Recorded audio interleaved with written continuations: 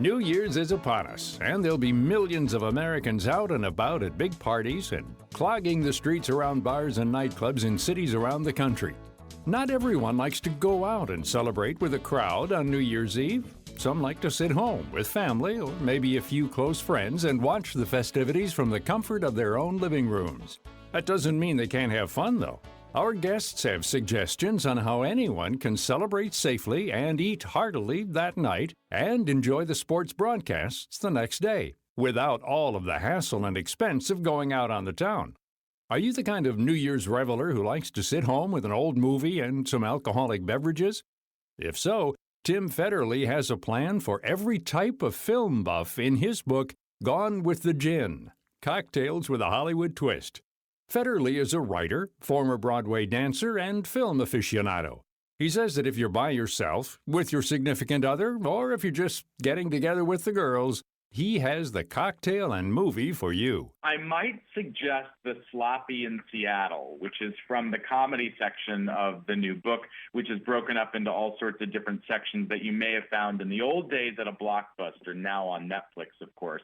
So The Sloppy in Seattle is with a toast to Sleepless in Seattle, of course, directed by the great Nora Ephron in 1993. I would get the ladies together, I'd pop it into the DVD player or you'd stream it, and then I would make it a shot of espresso, 1 ounce of whiskey, half ounce Amaro liqueur, and a little ground cinnamon for garnish. And the idea with all of these cocktails is that they sort of hopefully evokes a spirit of the movie. So, of course, with this one, we think the Seattle-worthy coffee cocktail that's worth staying awake for. Mystery and thriller fans have a number of movies and drinks they can choose from, including one inspired by a suspenseful Audrey Hepburn film. And I might suggest that under thrillers, you do something like Wait Until Dark and Stormy. So, of course, Wait Until Dark, classic Audrey Hepburn movie that was first a Broadway show that, as a little Snapple fun fact, was such a success that it ended up opening and closing in 3 different theaters in New York to accommodate the demand.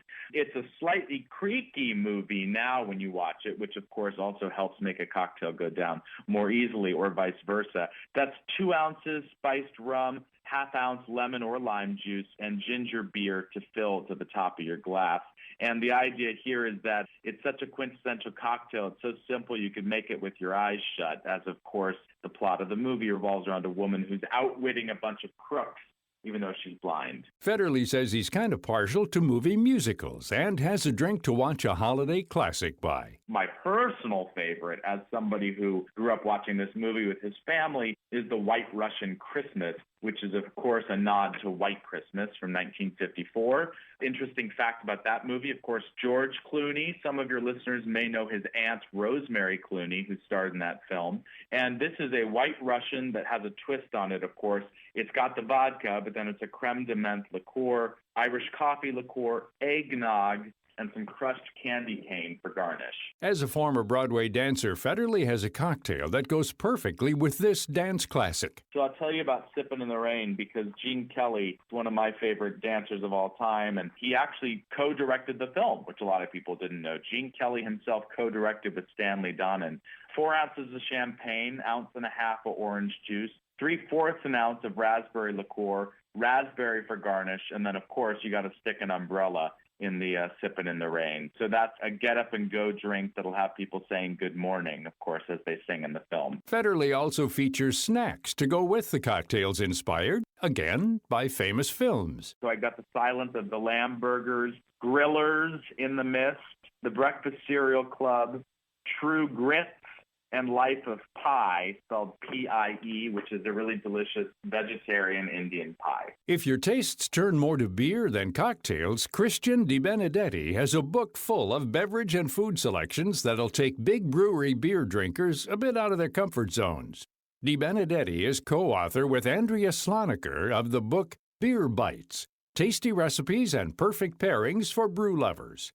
He says that if you want to drink beer but also enjoy the celebratory bubbly feel of champagne, There are a number of brews to choose from. For my bet, if I was going to drink something celebratory, champagne sort of style, I'd look at some of the great Belgian beers and golden ales that come in large format bottles, and Belgian-style beers made in the United States that come with a cork and cage, and they're fun to pop open. They tend to be a little higher in alcohol than a typical beer, but they're a lot less alcoholic than wine and champagne typically, so they're pretty sociable as well. And depending on where you live, there's a huge variety of beers out there to look for.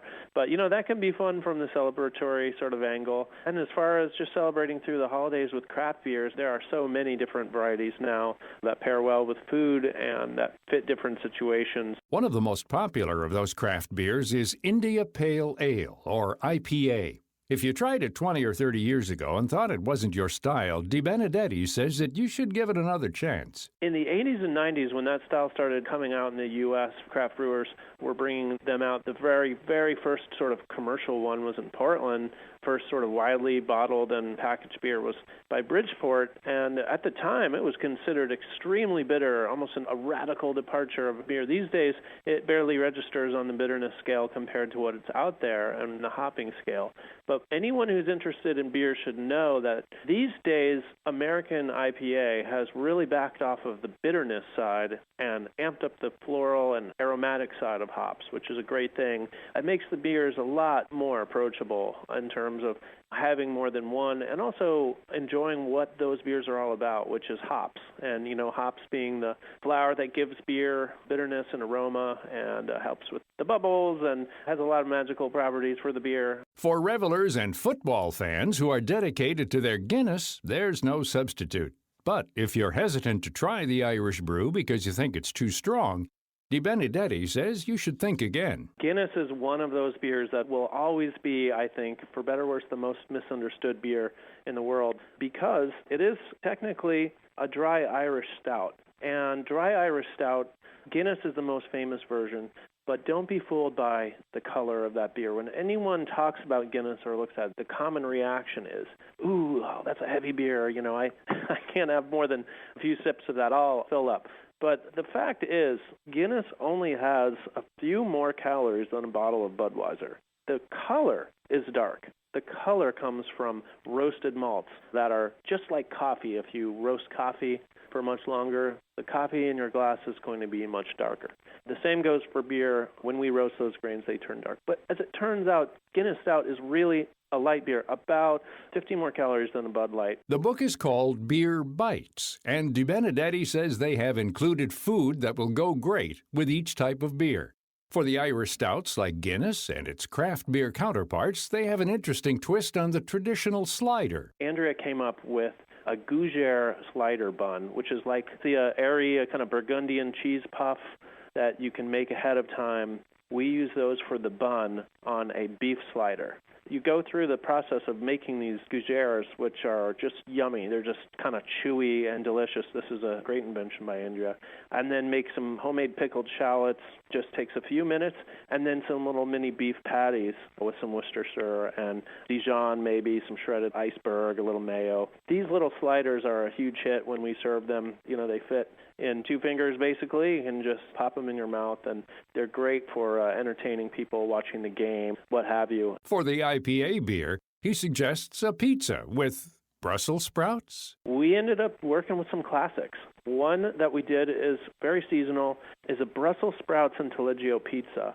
This is the classic pairing, right? Pizza and beer. And for this, we make our homemade dough, although you can use a store-bought dough as well if you're short on time. And then basically, a combination of a little garlic, a little taleggio cheese, which is a very fragrant cow's milk cheese, Brussels sprouts, a little sea salt, and then some speck or prosciutto, which is cured pork product that you probably had before. Really tastes amazing when it's kind of melted under the broiler with these powerful cheeses and with the Brussels sprouts. Di Benedetti says that often people who are new to craft beers concentrate on the style of brew, like IPA or Pilsner, He says that it's the flavors rather than the style that you should concentrate on. These days, a style can be many different flavors. There's so many different interpretations of those styles happening. They can range from dry to sweet, from herbal to flowery to, chocolatey. You name it, the flavors, they run the gamut. No matter if you're serving cocktails and wine with movies or craft beers with football, nothing goes better with a celebration than cheese. Gordon Edgar has some suggestions for cheese platters for New Year's Eve and game day. Edgar is the cheese buyer at Rainbow Grocery in San Francisco and author of the book Cheddar. He says if you're serving champagne, you should have a variety of offerings on the plate. You got to have something fatty and creamy to go with that champagne. So, if you can get a triple cream brie, I would go for that. But even a double cream, just something nice and rich. I always liked for kind of a festive occasion. I would ask the person, where I buy my cheese, I'd say, what's really good right now? Because often they can give you really good advice. But usually I would pick something fatty, something alpine, which would be like a Gruyere style. I'd pick something with a couple of different milks if I could get, sheep milk cheese, whether that's a Manchego or something fancier and local, nice goat milk cheese. That'll really do it for you. You can find all sorts of history and information on Gordon Edgar's favorite cheese in his book, Cheddar, available now. You can also visit his website at gordonzola.net. For insight and stories about beer and what to serve with it, pick up Christian DiBenedetti's and Andrea Sloniker's book, Beer Bites, also in stores and online. His website is christiandibenedetti.wordpress.com. And for a night at the movies with cocktails on New Year's or anytime, grab Tim Federley's latest book, Gone with the Gin, at stores and online, and visit his site at timfederley.com. For information about all of our guests, log on to our site at viewpointsonline.net. You can find archives of past programs there and on iTunes and Stitcher. I'm Gary Price. For many of us, the holidays aren't complete without milk and cookies or a cozy cup of hot cocoa. But families in need in your community may be missing out on milk and its 9 essential nutrients, including high-quality protein, this season. More than 46 million Americans, including 12 million children, rely on Feeding America food banks to help nourish their families. Milk is one of the most requested yet least donated items year-round, but even more so during the holidays when food banks are even busier. There's an easy way to help. You can be an angel for kids in your community by donating to the Great American Milk Drive at milklife.com/give. A donation of as little as $5 will deliver milk to a holiday table that might otherwise be missing it this season. That's milklife.com/give. Medicare and their list of suppliers continue to change, so if you have diabetes, it may affect where you get your testing supplies. But rest assured that your #1 doctor-recommended one-touch testing supplies are always covered by Medicare Part B at your local pharmacy and approved mail-order suppliers. Dr. Brian Levy, Chief Medical Officer at LifeScan, maker of one-touch products. Some mail-order suppliers may offer a limited selection of diabetes testing supplies. They may try to switch you to a different brand, saying your current products are no longer covered. That's just not true. You are entitled to continue using the products you know and trust and that have been recommended by your healthcare professional at no additional cost. Remember, you have a choice. Stay with the #1 brand used by Medicare patients. For questions about coverage or where to get your one-touch testing supplies, call 1-866-621-6216 or visit www.onetouch.com/Medicare. Medicare Part B is not a guarantee of coverage and payment, which may be subject to coinsurance, deductible, and patient eligibility requirements.